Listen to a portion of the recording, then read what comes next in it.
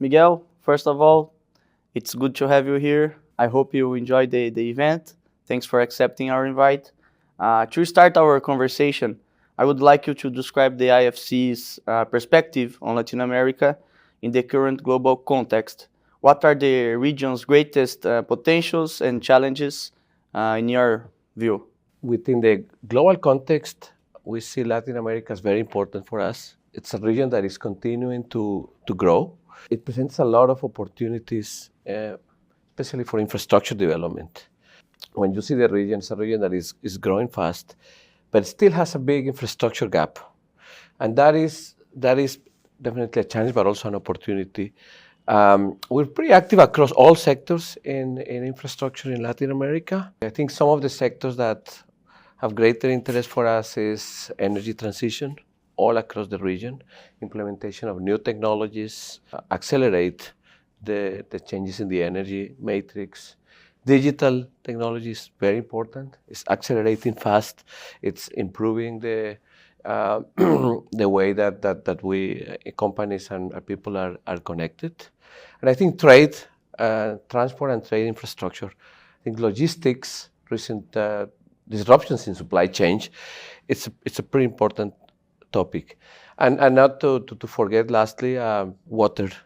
Is water scarcity, provision of water, provision such in technology such as desalination is pretty important. So again, we're active across all sectors and across all economies, each and then with different necessities, but with a lot of opportunities. Yeah, and overall, what are the main challenges that we need to overcome in order to unlock all the potential that the I think we need more private sector participation in general across. I mean, there are sectors where there are more, clearly, digital economy, electricity generation, but across we need more private sector participation, and for that we need regulations and government policies that are conducive to private sector development, and that is consistent with what the governments need, because governments have a larger and larger fiscal deficits, so they need to incentivize private sector to come. So how do they do it in a manner that it's most efficient and cost effective? I think that is the challenge: how to increase the pie. Right, and you would say that the foreign capital is essential to to invest in those projects, because local capital maybe it's not enough. I think it's both. You need to continue to strengthen the capabilities of the local entities, and some of these local are moving to regional, to be a regional type entities. So I think it's both. You need to strengthen their capital base and their ability to grow, but also you need to bring foreign investment. It's pretty important, and on that also providing stability in terms of not only regulation, as I said before, but also rule of law, respect of contracts, etc. And of course on the macro side, good conditions for investment, including FX, including So I think it's a combination of all those, but yeah, definitely it's needed. In your first answer, you mentioned the energy transition potential. It's clear that Brazil, for instance, has a lot of renewable energy sources. How has the IFC been acting in this regard, and what are your prospects for the region given its potential? Climate change is one of the biggest challenges we have in our society. So energy transition is critical for us, supporting energy transition. We're doing it through starting even from the support in the financing of renewable energy projects to the introduction of new technologies that I think are going to be very important in this regard. If you look at the big majority of the Latin American countries, I think half of the countries in Latin America have net zero targets by 2050. And the majority have very ambitious targets to reach by 2030, 2040 in reducing greenhouse gas emissions.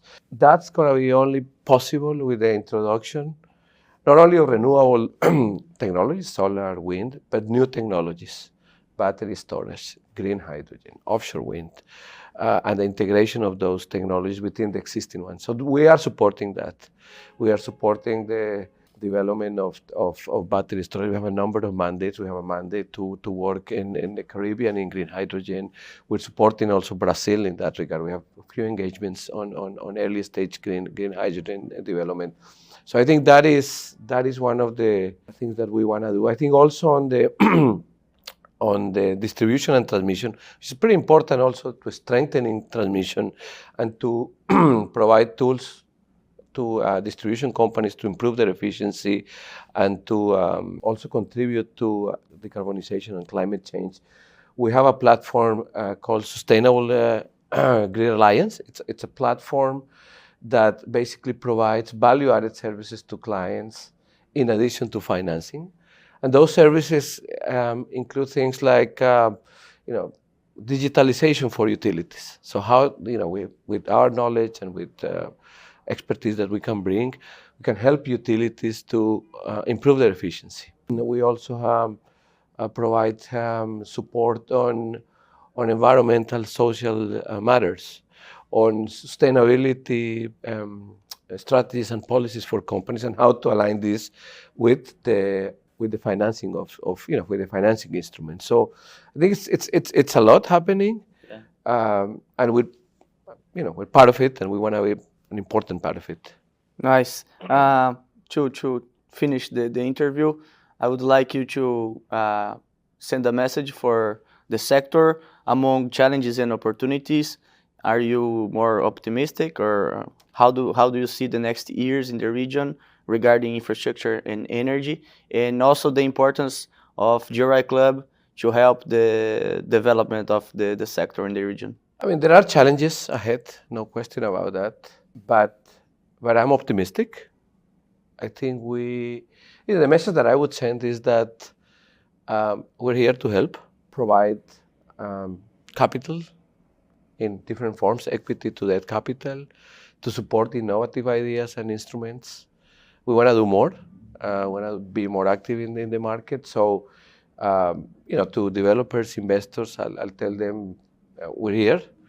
And as part of the World Bank Group, we have a suite of products, and that not only on our side is for private sector, but through the World Bank Group, we can mobilize governments. We can help on regulatory reforms. We can, and that's our goal. So, just reach out to us. And thanks for the GRI. I think it's a great platform to establish this dialogue between private sector, financiers, investors, governments, and to continue to expand infrastructure investment.